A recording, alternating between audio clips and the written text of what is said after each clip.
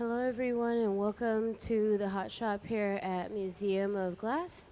My name is Emily. I will be the MC for the afternoon. I'll let you guys know exactly what they're doing when they get started, and if you guys have any questions about the process, feel free to ask and shout my name out, or just wave at me if I can't hear you, and I'll be happy to answer your questions.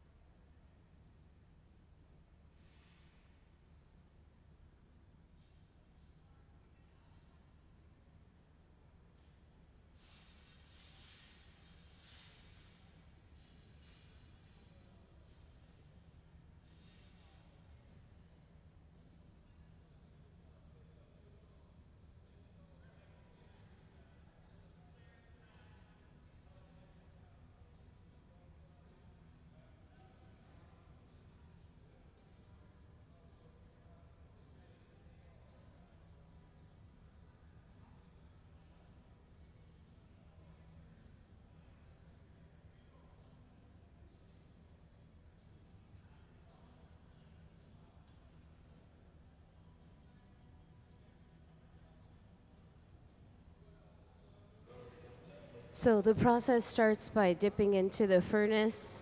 The furnaces here in the hot shop can hold up to about 1,000 pounds of molten glass.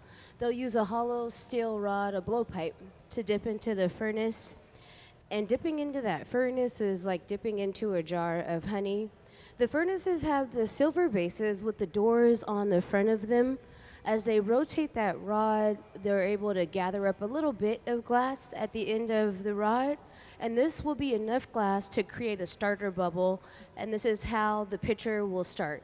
We're gonna make a water pitcher, or lemonade, or apple juice, whatever you like, but it's just a pitcher. And then it'll take about, let's say, about 40 minutes or so, in case you're wondering.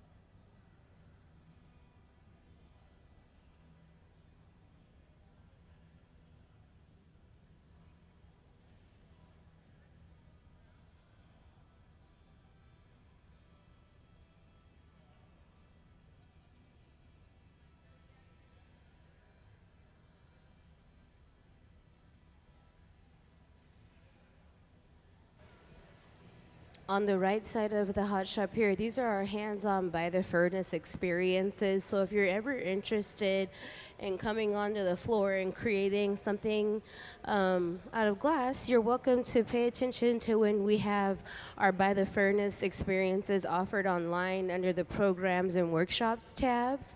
The Hilltop Artists alumni will instruct you on how to create here in the hot shop.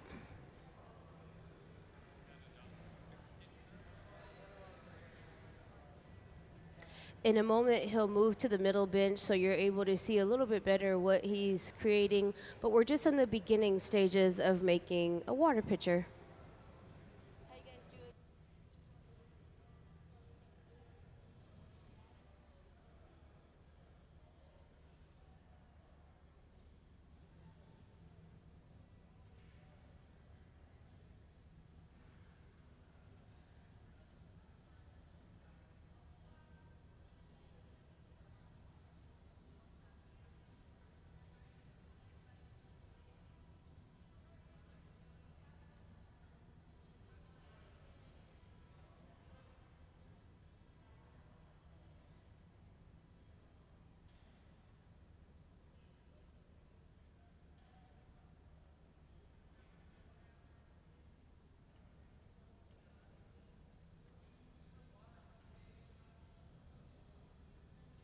So now he'll dip back into the furnace to gather up some more glass. We have to have a certain amount of mass collected at the end of the rod to be able to blow the bubble out to the desired shape and size of the piece we're creating.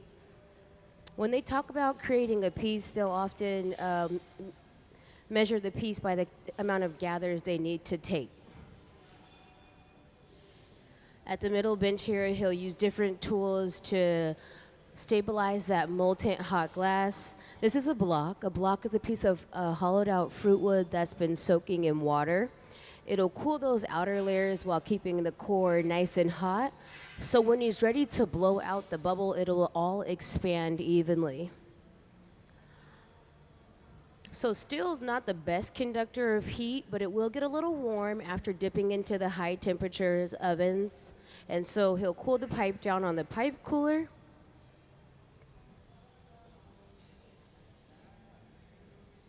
And then into that reheating chamber. This reheating chamber is powered by natural gas and forced air.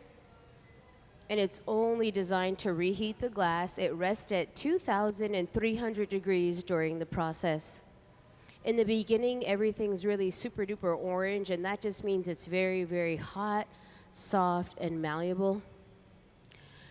The glass will be clear when it cools down.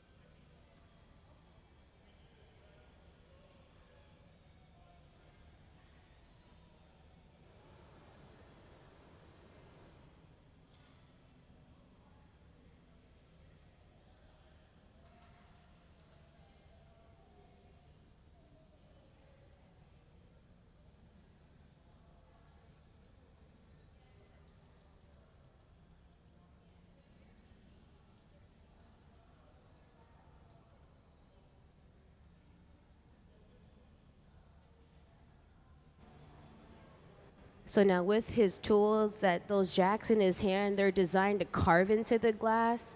So as he cinches his grip, what he did was he created a jack line, and that it will create a weak point in which when we need to take this water pitcher off of the end of the rod, we'll be able to disconnect at that point. That jack line helps reference the end of the pipe and the beginning of the piece. We're going to shape the bottom of the pitcher first.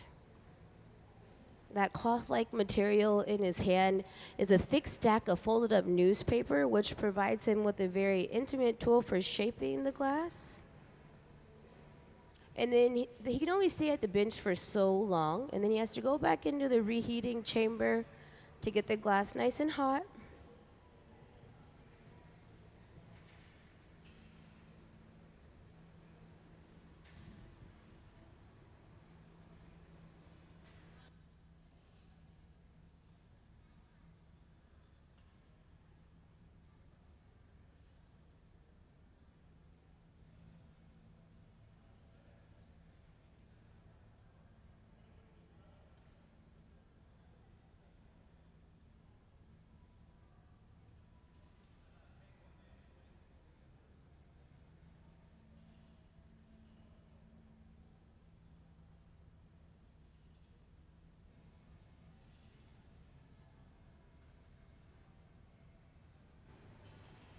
And now with his jacks, he'll shape the walls while he paddles the bottom of the pitcher. We're just going to flatten that bottom.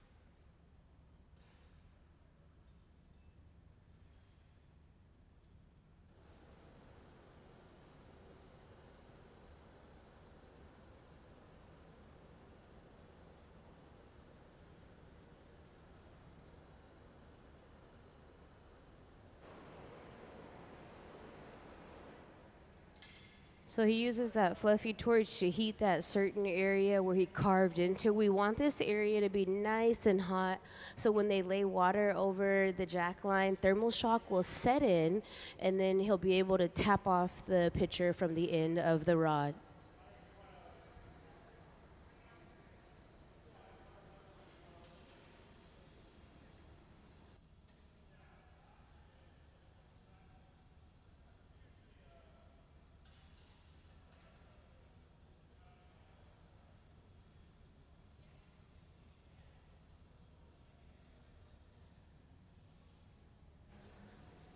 He'll connect the transfer rod to the end of the pitcher and then put a little water over the jack line.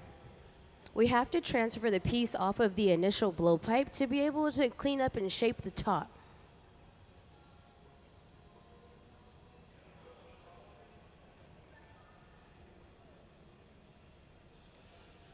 He'll lay a little water on the jack line, and when he taps the pipe, the vibrations will help release the glass.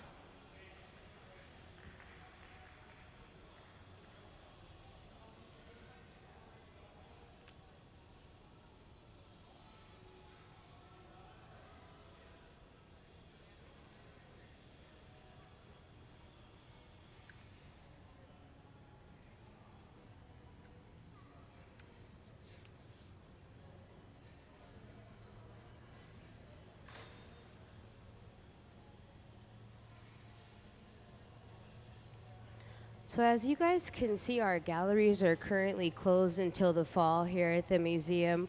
We're currently having a capital campaign to enhance this gallery spaces. And so we've been graciously gifted 175 of Lino Tagliapietra's archival collection pieces to display. So be sure to come back and hang out with us in the fall to see the brand new galleries. Can we see the future gallery spaces?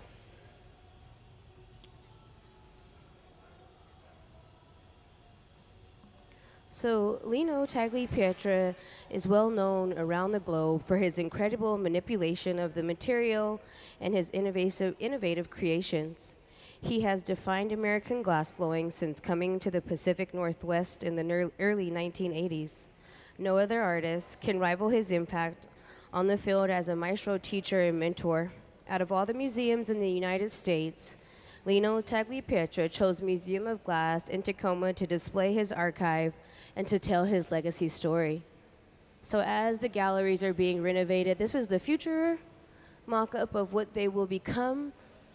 So be sure to join our email list so you can learn about the different events and activities in the meantime, and you'll be able to get a newsletter about the opening.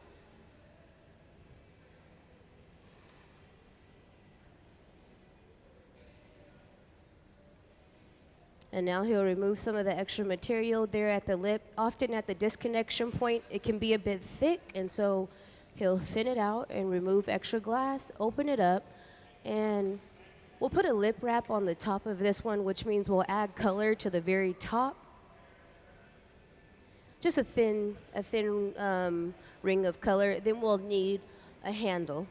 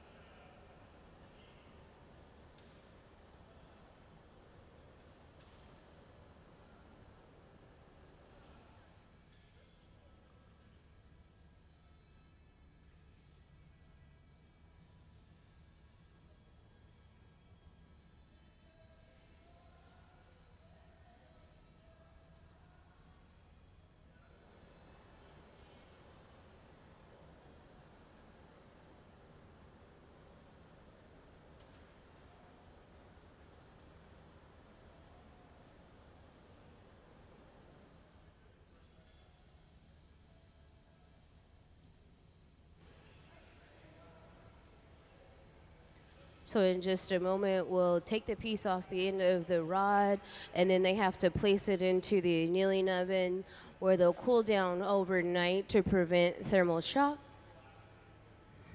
A little water on that connection point, and then we'll tap it off and mark it with the stamp it with the Museum of Glass logo. Let's give the Hot Shop team a big round of applause.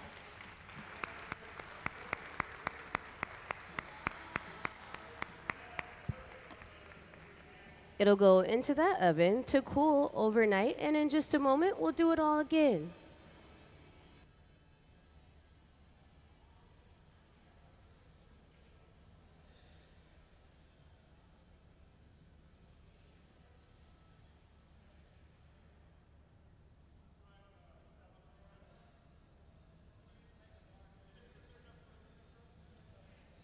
At 4 o'clock in the Grand Hall, we'll have the final reading of Bewilderment. So if you guys are aware of our book club that we've had going on over the last few weeks, today will be the final reading. Oh, thank you. At 4 p.m. in the Grand Hall. So be sure to hang out if you would like. Stick around and join the final reading.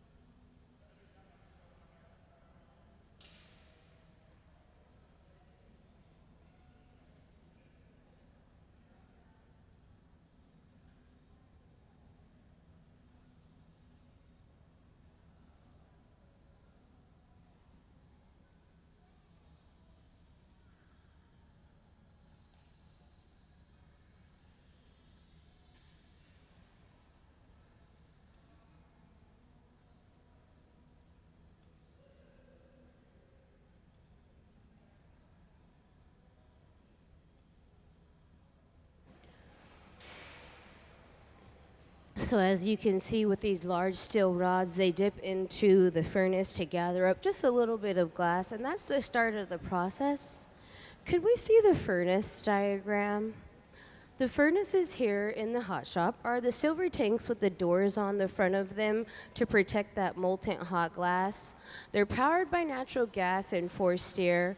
They run 24 hours a day, 7 days a week, and they can hold up to 1,000 pounds of molten glass while resting at 2,100 degrees. So the glass within the furnaces contains a certain level of viscosity, so when they rotate, it adheres to itself. They'll come out with a little gather to start.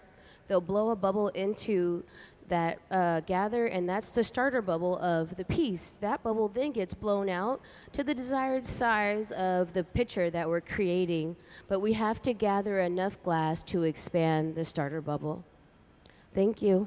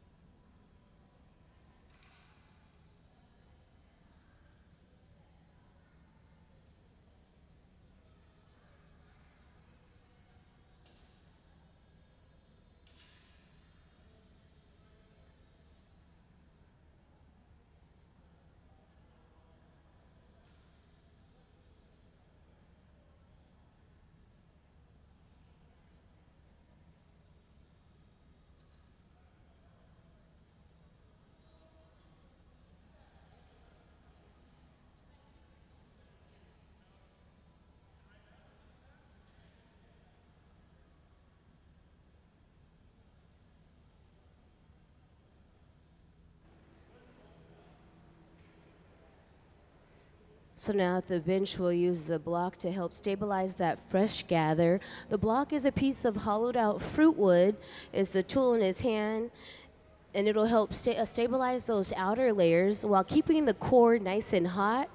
And this is great for the glass because when they blow into the end of the rod, the entire piece will expand evenly. How you guys doing?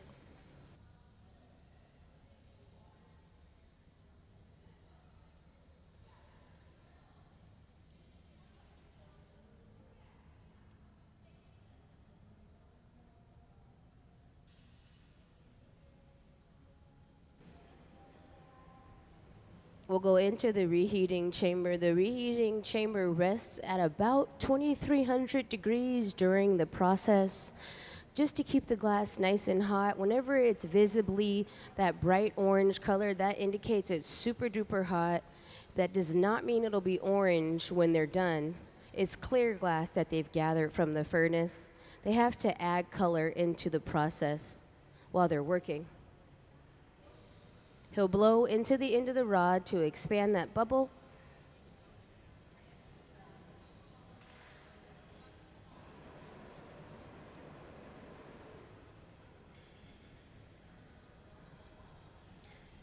And then with those papers, he'll shape the glass. The papers are a thick stack of folded newspaper that have been soaked in water.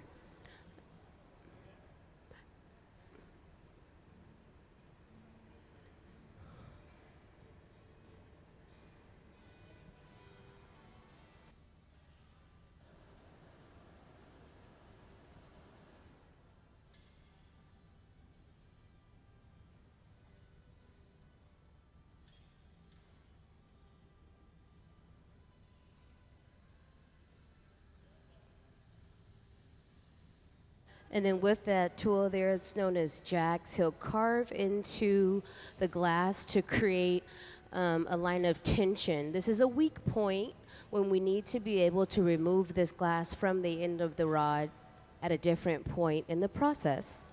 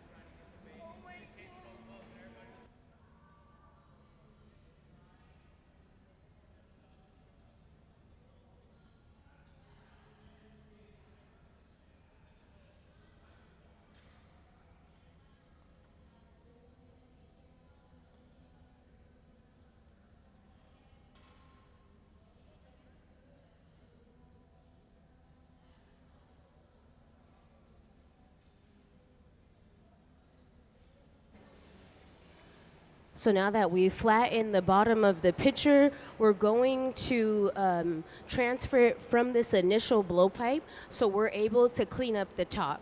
When we're creating, often we shape the bottom first while we're connected to the blowpipe so we can reinforce the bubble. And then we'll work on the top.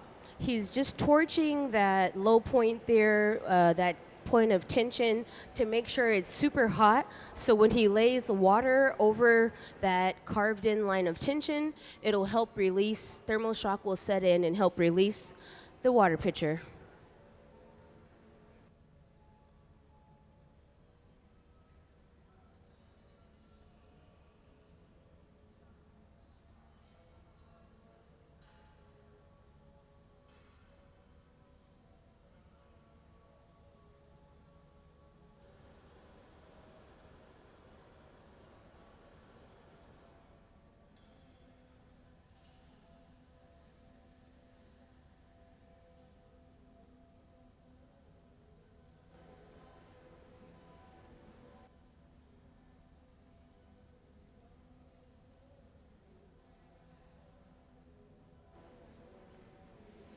He'll get a little water from the bucket, lay it over the jack line, and when he taps the pipe, the vibrations will help release the glass from the end of the rod. He'll go back into the reheating chamber just to give it a little flash. That reheating chamber is designed only to reheat the glass. We can only stay out of that chamber for so long during the process because we don't want the glass to get too chill, then it may crack. And so that chamber allows us to continue to work and create at the bench.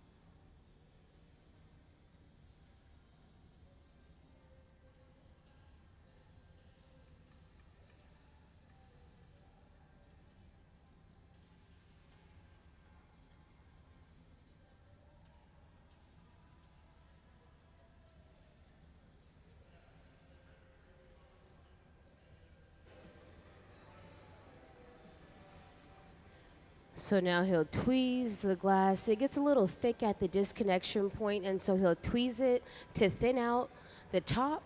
And then with his scissors, he'll remove some extra material.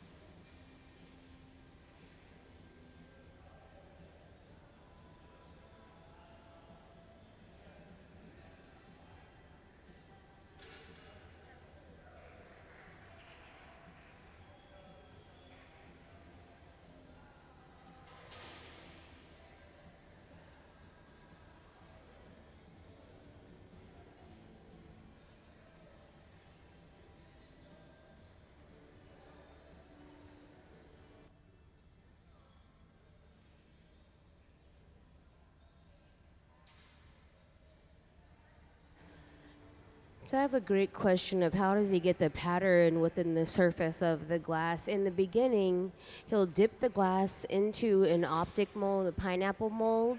If we could see the pineapple mold diagram, that would be awesome. So that mold, when they dip into the mold on the left side there, you'll see it will create low and high points in the surface of the glass. And then when they gather over those low and high points, the glass will try to seep into the low point, but it won't be able to make it in a bubble will form. And so it's an intentional bubble that's been placed into the glass for pattern. Thank you.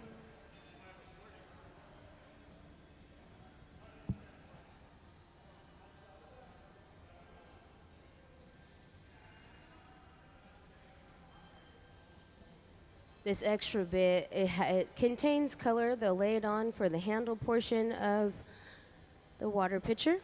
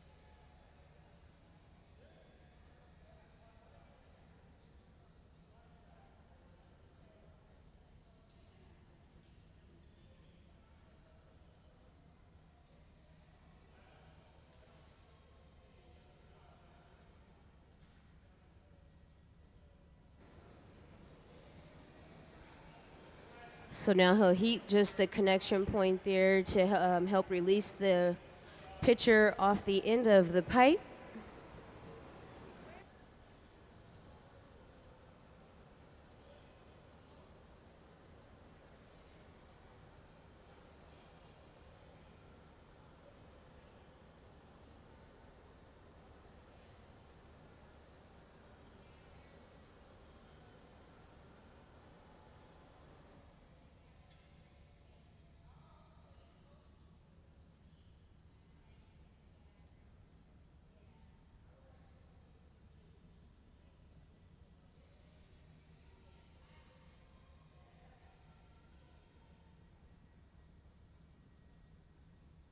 So put a little bit of water on the connection point and then we'll stamp it with the Museum of Glass logo.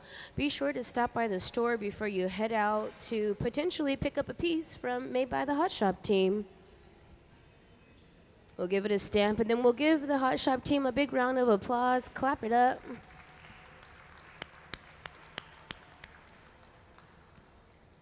And in just a moment, we'll do it all again. They'll put it into this annealing oven here where it'll cool down overnight to prevent thermal shock.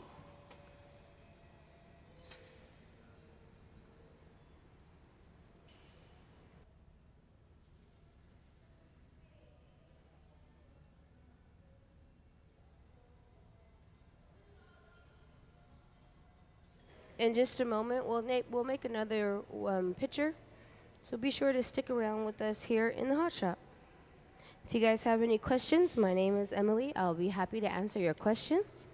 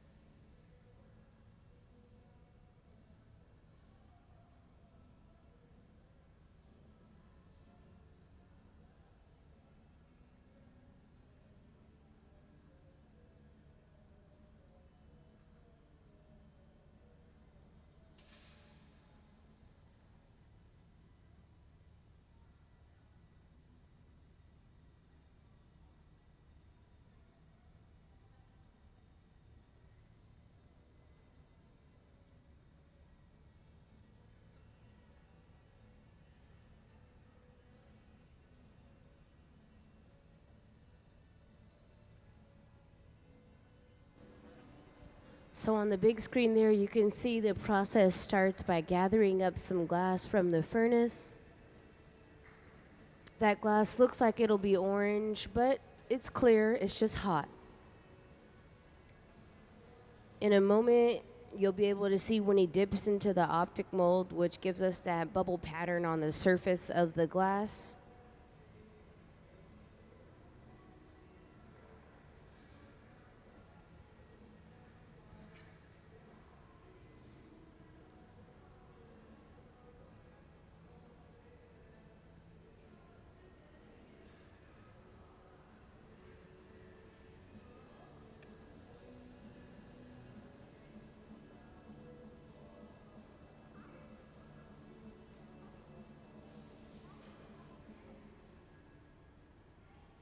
He'll go into the reheating chamber to flash the glass, get it nice and hot. That reheating chamber is powered by natural gas and forced air, and it rests at about 2,300 degrees during the process.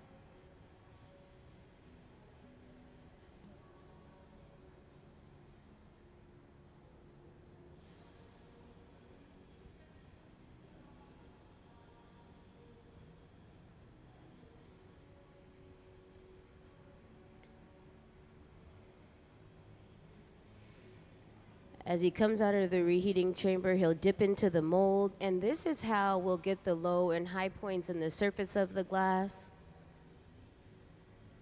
And then when he gathers over this pineapple mold, he'll be able to get that pattern, the bubbles pattern on within the glass.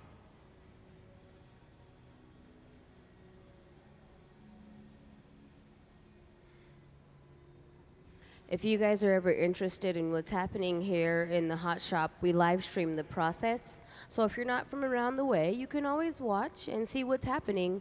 We live stream Wednesday through Sunday from 10 to 5 p.m. at museumofglass.org or on our YouTube channel. Every day is a different day of items being created. This morning they created the Kids Design Glass. Kids Design Glass is one of our long-standing programs here dedicated to inspiring the youth to create like fine artists do here in the Hot Shop. And once a month, for a youth that's 12 and under, they pick a winner, and then they invite the winner back with their family, and they create two pieces, one that stays in our permanent collection and one that goes home with the family. Now that he's gathered up some more glass, they'll go back to the bench and continue to stabilize that fresh gather.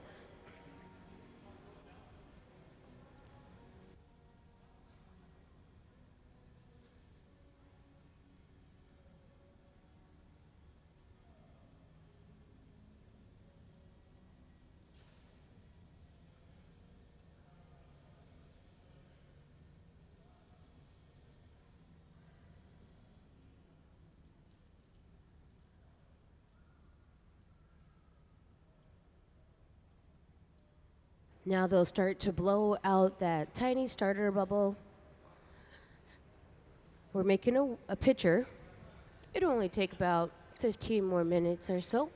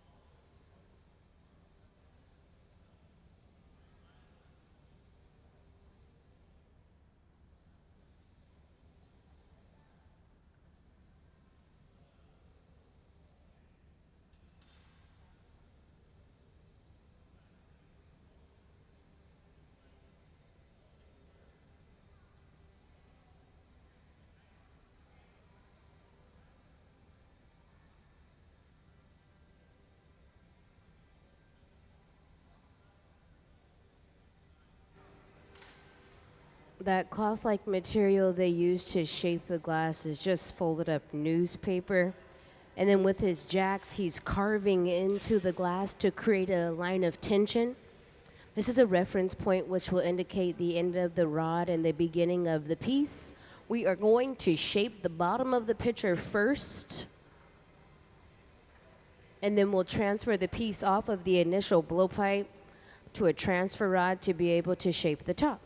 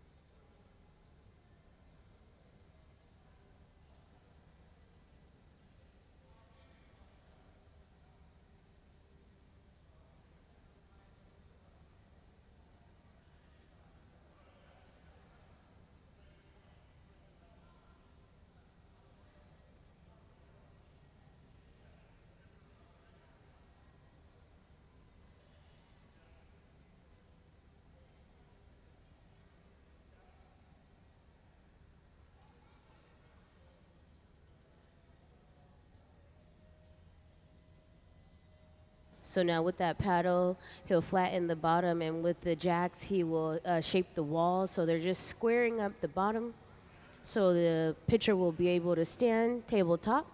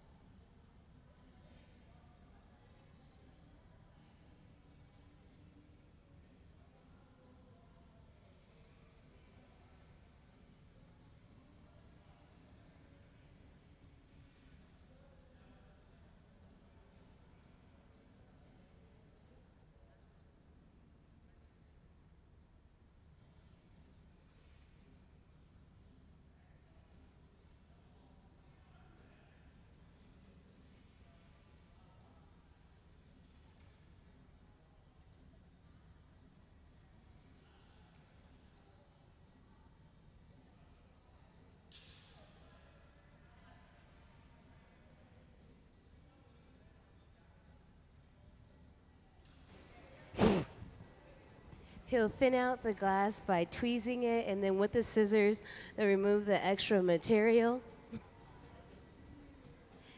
That will create a thin and an even top of the pitcher. Now he'll get that portion of the glass nice and hot, open it up to make it fully functional, and then they will add a handle. So the artists you're watching work here on the floor have been working at the museum for over 20 years. Artists often apply for the residencies here at the museum. Different artists come throughout the entire year to work with this team of artists due to their abilities of knowing the material very well and streamlining the process. So when you come and work with them, you'll be able to see your vision come to life the right way over and over and over again. You also learn a lot, and so when you leave your residency, you have a great education or built upon education, as well as a bunch of objects to take with you as you go.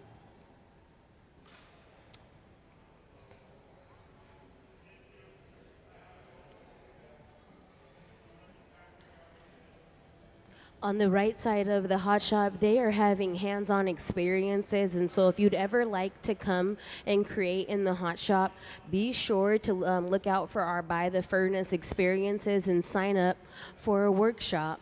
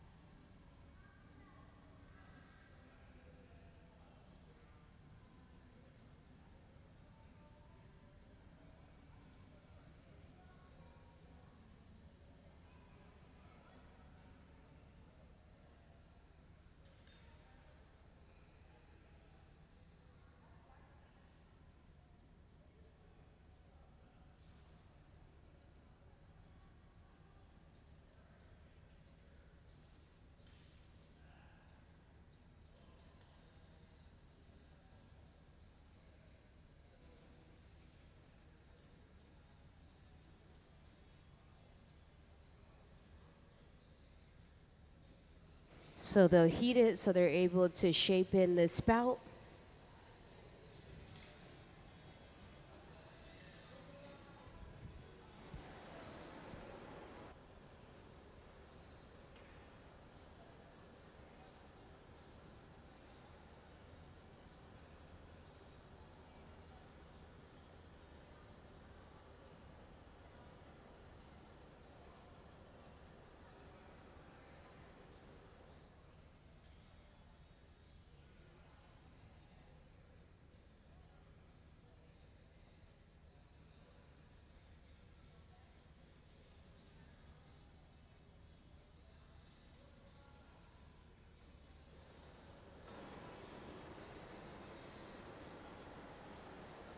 So he'll heat that connection point, so then that way this area is really, really hot. So when he lays water over it, thermal shock will set in, and it'll help release the pitcher from the end of the rod. They'll tap it off the pipe, hot torch it, and stamp it with the Museum of Glass logo. And let's give the Hot Shop team a big round of applause. Clap it up.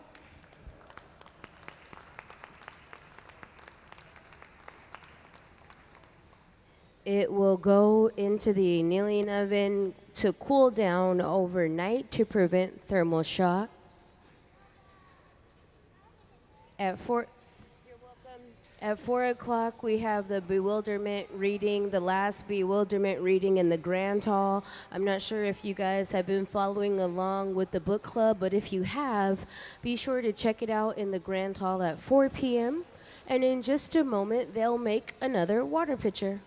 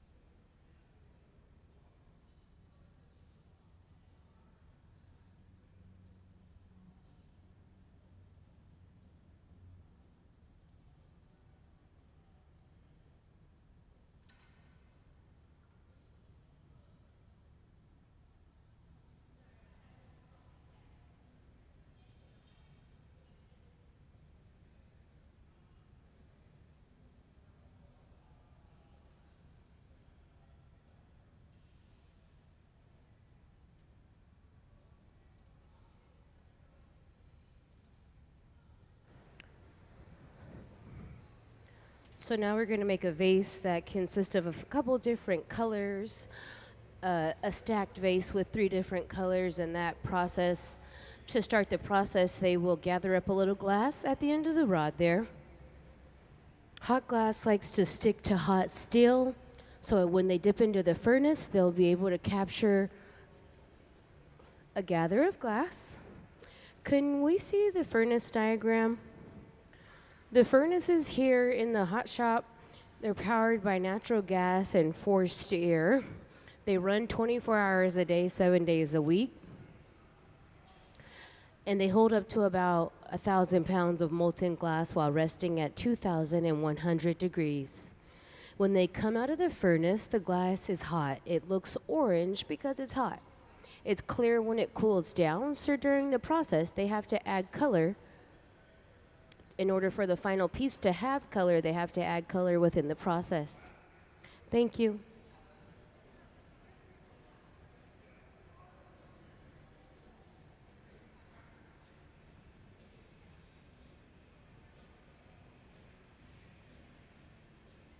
So on the left side of the hot shop, he's heating up a color bar. That color bar will be a purple color. It's only orange because the inside of that reheating chamber rests at about 2,300 degrees, and whenever the glass is super hot, it visibly reads as a bright orange color. So, as he's gathered glass and he is rotating it here on the tabletop, he's setting it up to be able to blow into the end of the rod to create a bubble.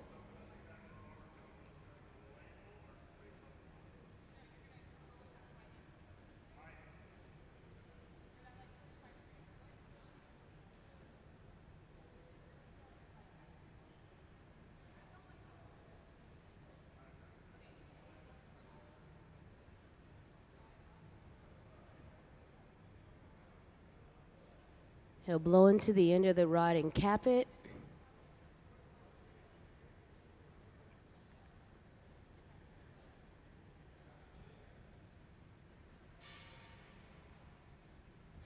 And now they're going to lay color over this clear bubble to change the surface color of the glass.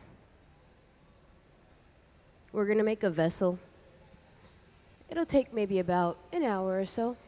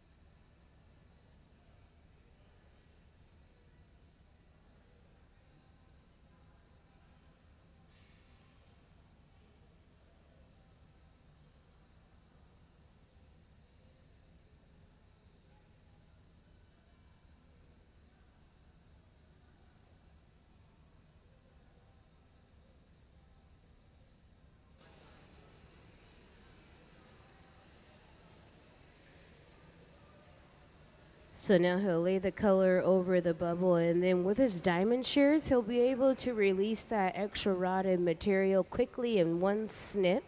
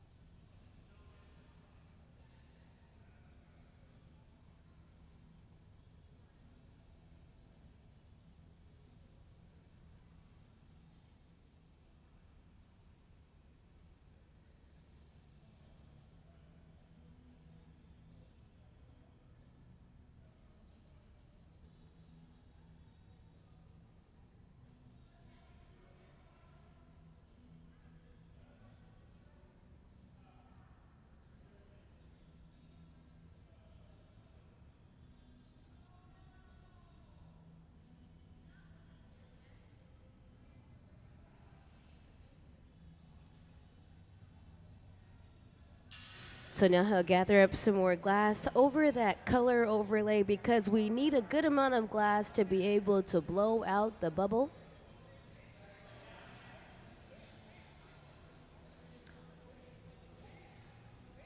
At the bench, he'll stabilize that glass to cool it down.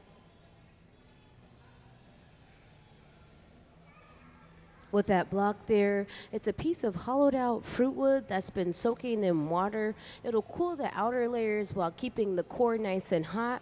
So when he's ready to blow out that bubble, the entire piece will expand evenly.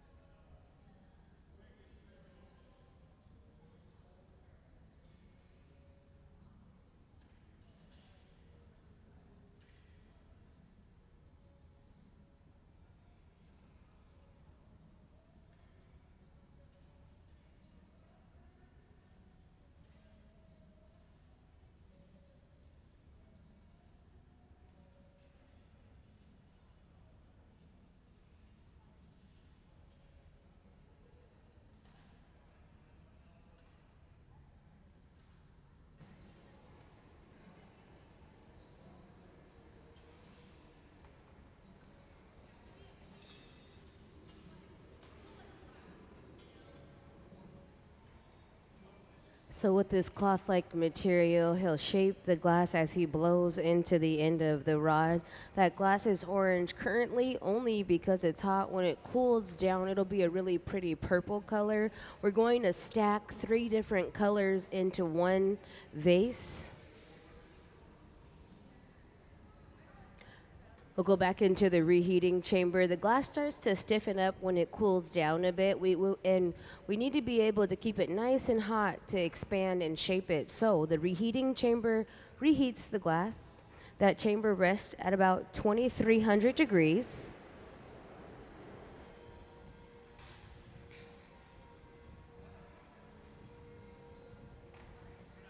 And then in with those jacks, he'll carve into the glass to help move that bubble away from the end of the rod. This is also a reference point which indicates the end of the rod and the beginning of the piece.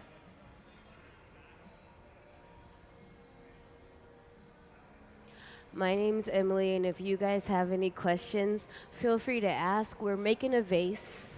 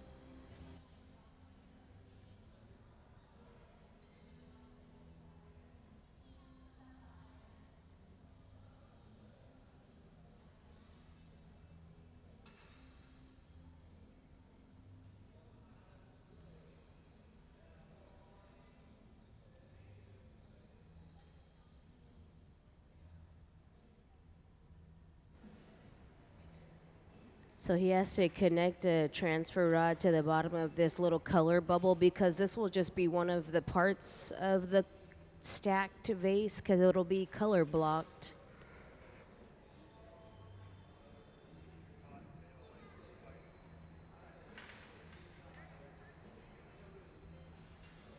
We're making a vase here in the hot shop. It'll have 3 different colors. He laid a little water over that line of tension he carved in, and thermal shock set in. When he tapped the pipe, the vibrations helped release that little ball of color from the end of the rod. He'll park it there in that silver oven. That garage is a place where items can be parked and held at a steady temperature, but it's warm enough to hold it, but it's not high enough in heat to melt the glass.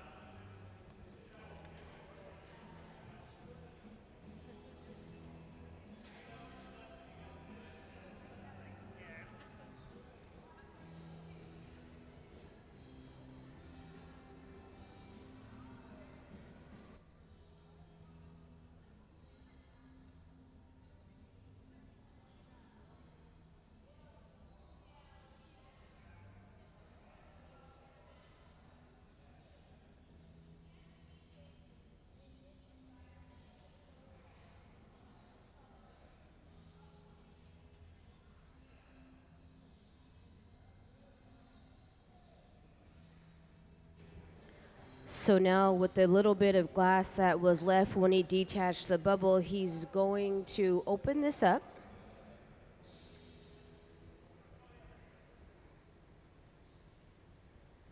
The process of stacking color is known as encamo.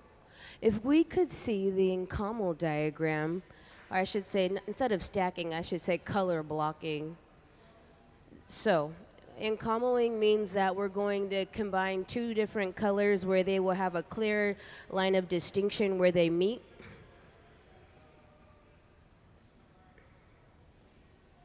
Thank you. Yeah.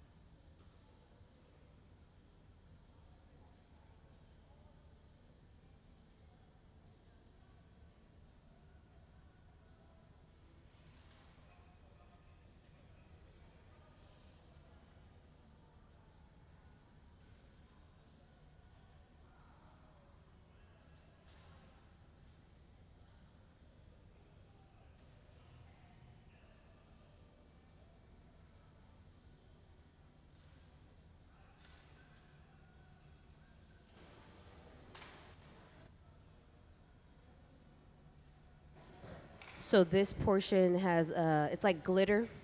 It's known as dichro glass, but it visibly reads like a really pretty purple glitter color. They just opened up that bubble so they can continue to flare it open so they can graft it to the other colors.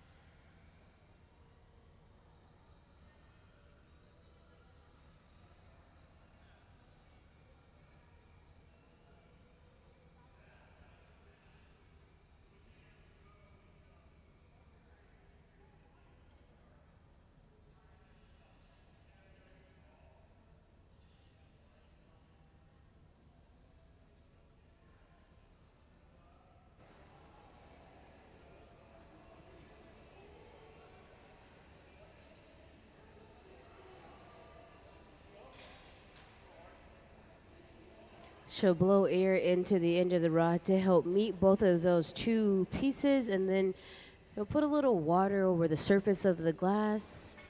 And when he taps it, the vibrations help release that additional rod off the end. There's a little access point now where they met those two colors, and he'll start to open it up and clean it up.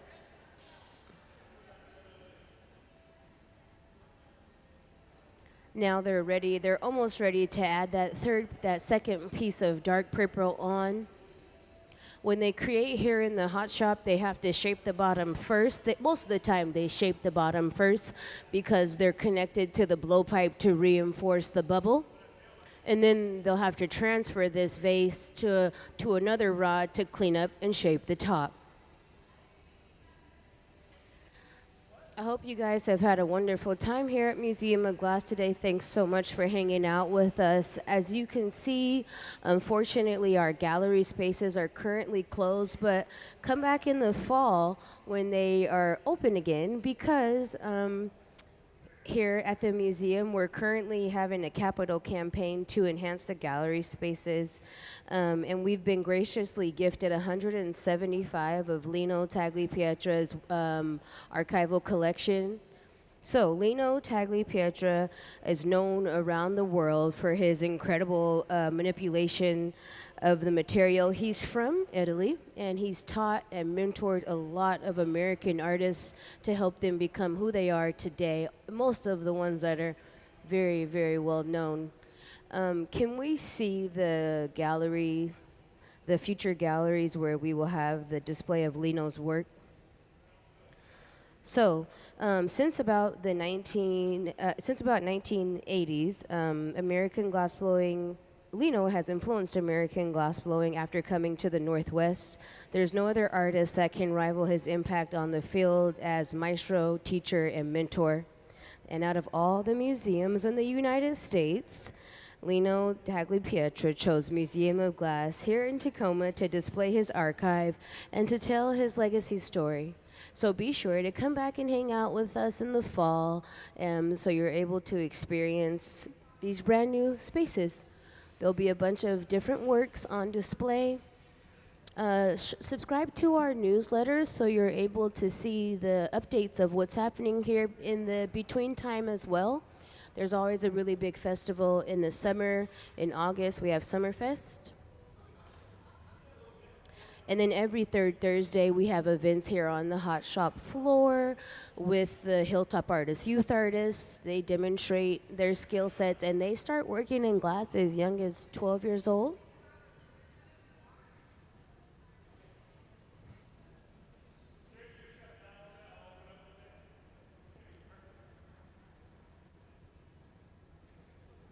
Thanks.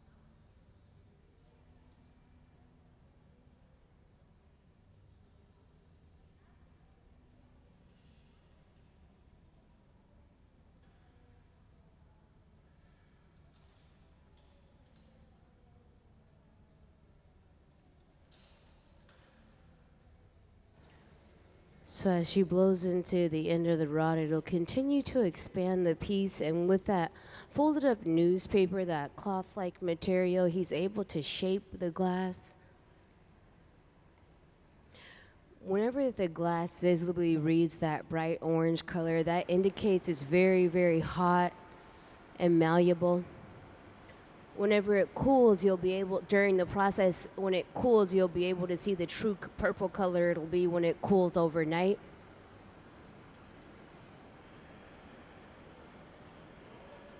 He'll preheat that area there towards the end of the rod so he can carve into this area. He wants the glass to be a bit softer. So give it a nice preheat and then go back into the reheating chamber to get the whole thing nice and hot. Can we see the glory hole diagram? The reheating chambers here in the hot shop are powered by natural gas and forced air. They're only designed to reheat the glass, and they rest at 2,300 degrees during the process. Thanks.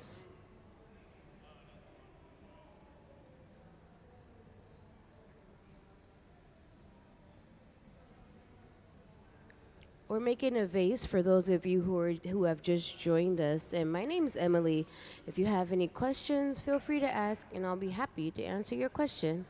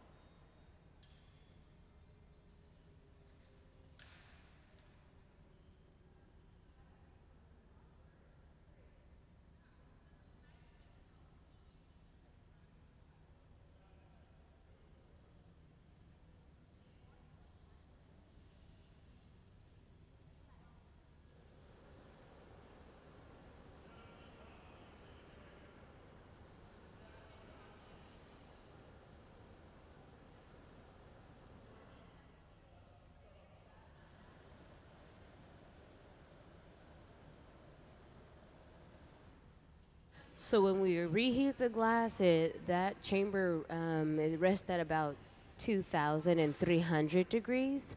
But then when we start the process and we gather glass out of the furnaces where the doors are on the silver tank here on the right and the left side, the glass rests within that furnace at 2,100 degrees. It's like a large pot of honey molten hot glass.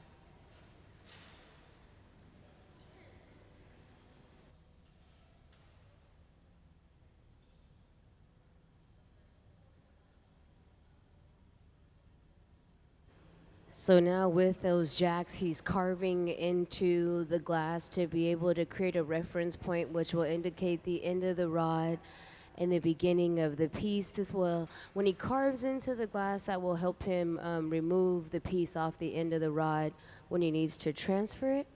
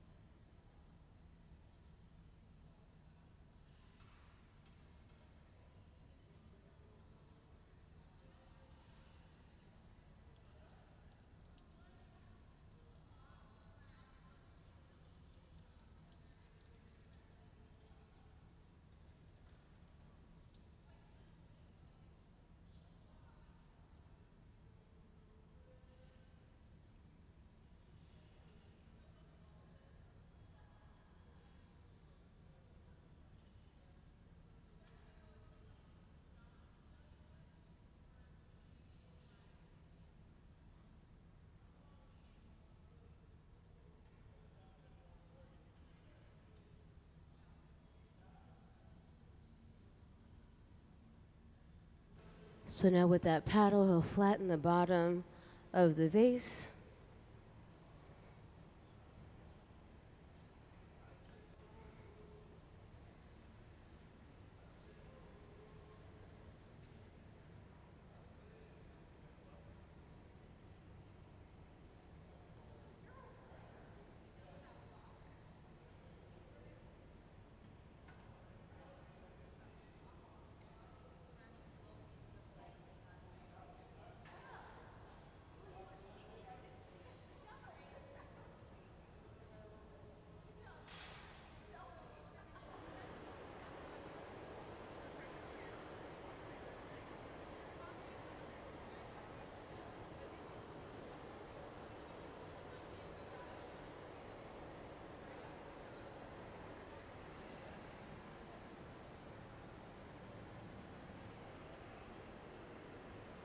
So we'll prepare to transfer this vase off the end of the blowpipe to a transfer rod to be able to open up the top and shape the top.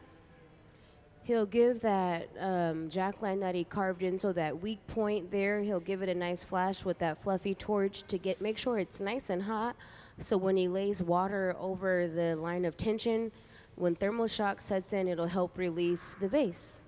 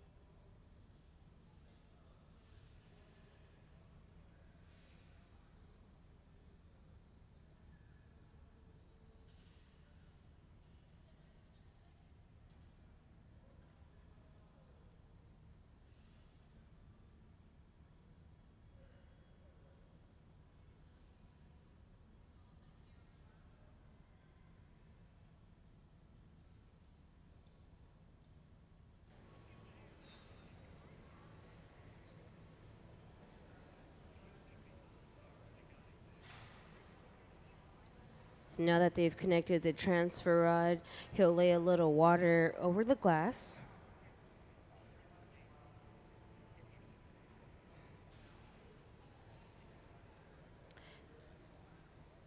Thermal shock will set in, and when he taps the rod, the vibrations will help release the vase from the end of the rod.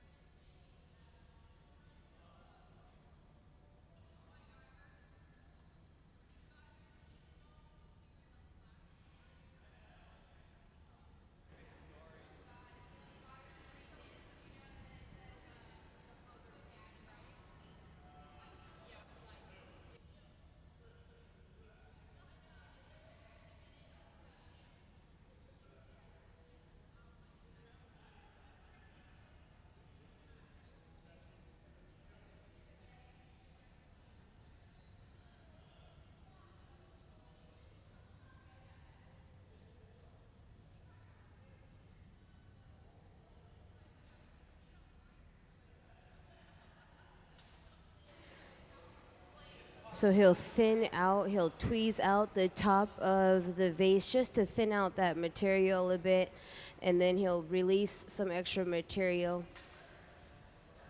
When they disconnect the glass, it can be a little jagged and thick in that disconnection area. So he'll remove extra material to make it nice and even, and then open up the top.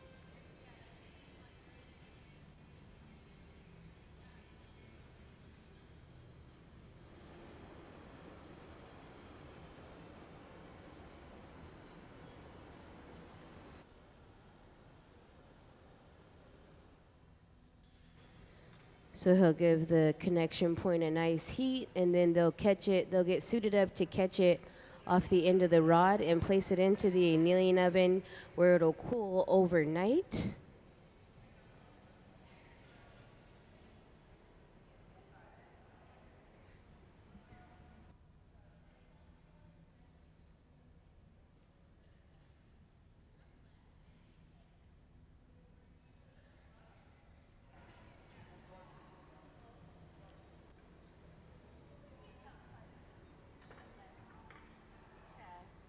So now we're gonna remove this piece off the end of the rod and then place it into the annealing oven where it'll cool overnight.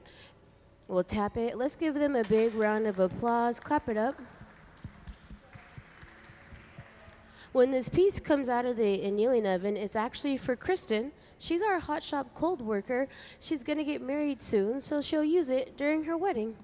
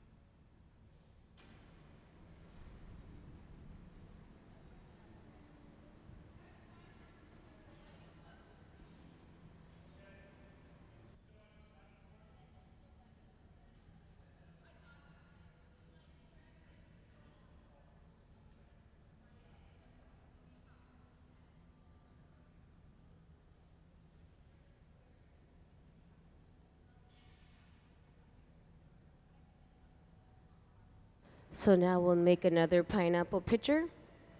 The items that they make here in the hot shop often, when it's like production style items, they'll go into the store. So if you guys have any interest in taking a piece home, be sure to look out for the items made by the team in the hot shop.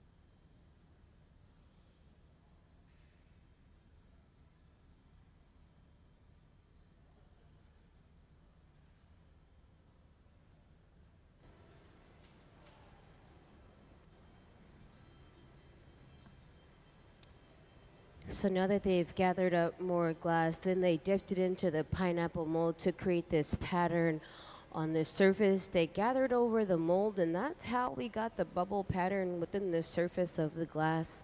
They're going to begin to blow it out, and when they expand that bubble, that then will allow them to shape the water pitcher.